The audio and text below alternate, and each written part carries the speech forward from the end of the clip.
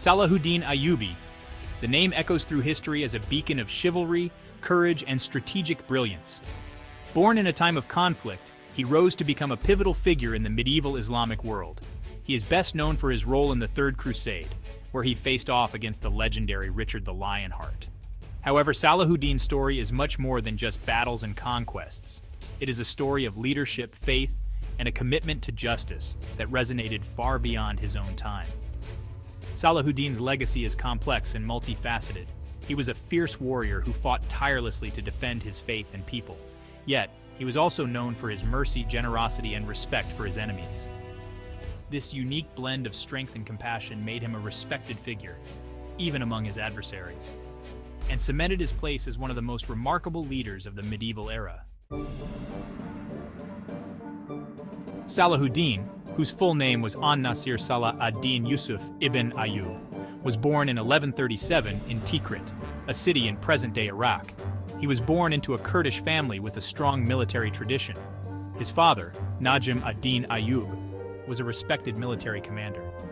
Ayyub instilled in his son the importance of discipline, loyalty, and courage.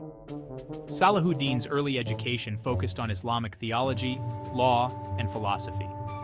He was particularly drawn to the study of the Quran and the life of the Prophet Muhammad. These teachings would later serve as guiding principles in his life and leadership. His family's relocation to Mosul exposed him to a vibrant intellectual and cultural atmosphere, further shaping his worldview. Salahuddin's military career began under the tutelage of his uncle, Asad ad-Din Shirkuh, a prominent general in the army of Nur ad-Din Zangi, the ruler of Syria.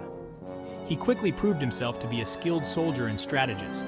He participated in several campaigns, gaining valuable experience and earning a reputation for his bravery and tactical acumen.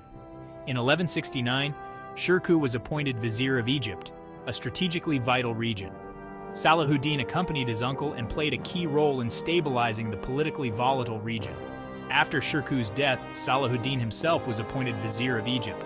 He consolidated his power, brought an end to the Fatimid Caliphate, and established himself as the undisputed ruler of Egypt.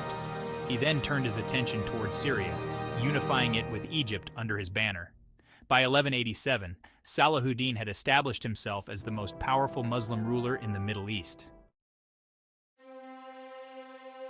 Salahuddin's reign was marked by constant conflict with the Crusader states established in the Levant. The Crusader presence in the Holy Land was a source of tension and conflict. The Battle of Hattin, fought in 1187 near Tiberias, proved to be a decisive turning point in the Crusades. Salahuddin's forces strategically lured the Crusader army, led by King Guy of Jerusalem, into a waterless trap. The Muslim army, expertly commanded by Salahuddin, surrounded the exhausted and thirsty Crusaders. The Crusader army, weakened by thirst and disarray, was decisively defeated. King Guy was captured, along with many of his nobles. The victory at Hattin paved the way for Salahuddin's most celebrated conquest, the recapture of Jerusalem. Section 5. The recapture of Jerusalem, a lesson in mercy. After the victory at Hattin, Salahuddin's forces quickly advanced on Jerusalem. The city, held by the Crusaders for nearly a century, fell to Salahuddin's army on October 2, 1187. The capture of Jerusalem sent shockwaves throughout the Christian world and marked a significant turning point in the Crusades. Unlike the brutal conquest of Jerusalem by the Crusaders in 1099, Salahuddin's recapture of the city was marked by his renowned chivalry and tolerance. He allowed the Christian inhabitants to leave safely after paying a ransom. He also ensured the protection of religious sites, including the Church of the Holy Sepulchre.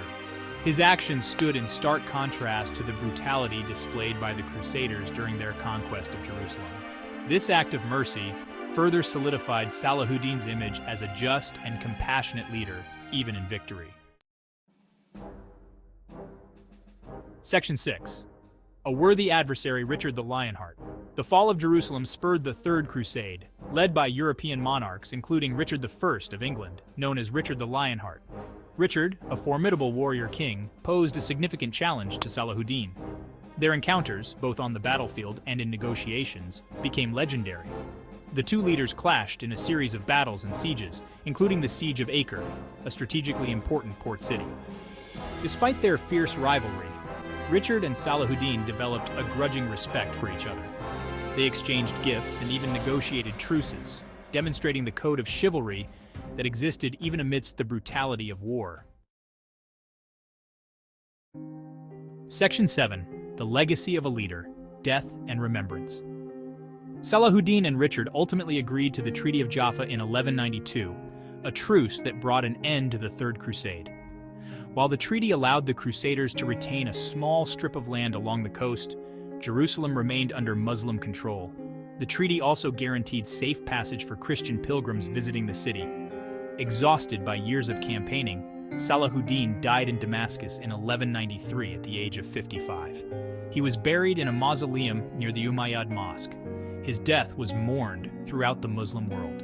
He was remembered not just as a great conqueror, but also as a wise ruler, a devout Muslim, and a just and compassionate leader.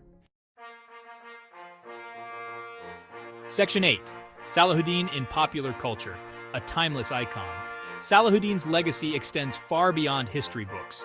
He has been immortalized in literature, art, and film, becoming a subject of fascination for centuries. His story has been told and retold, often romanticized, highlighting his chivalry, military prowess, and his complex relationship with Richard the Lionheart. In Sir Walter Scott's novel The Talisman, Salahuddin is depicted as a noble and chivalrous antagonist to Richard. The 2005 movie Kingdom of Heaven portrays him as a wise and just ruler. These depictions, though often fictionalized, reflect the enduring fascination with Salahuddin and his place in history. His story continues to resonate with audiences, transcending cultural and religious boundaries.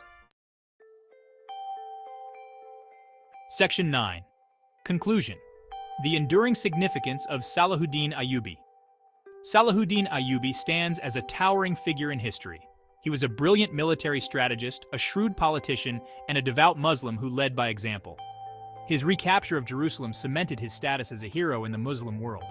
However, it was his chivalry, mercy, and sense of justice, even towards his enemies, that earned him the respect of both Muslims and Christians alike. Salahuddin's legacy is a testament to the complexities of history. He was a product of his time, a leader who waged war and fought for his faith and people.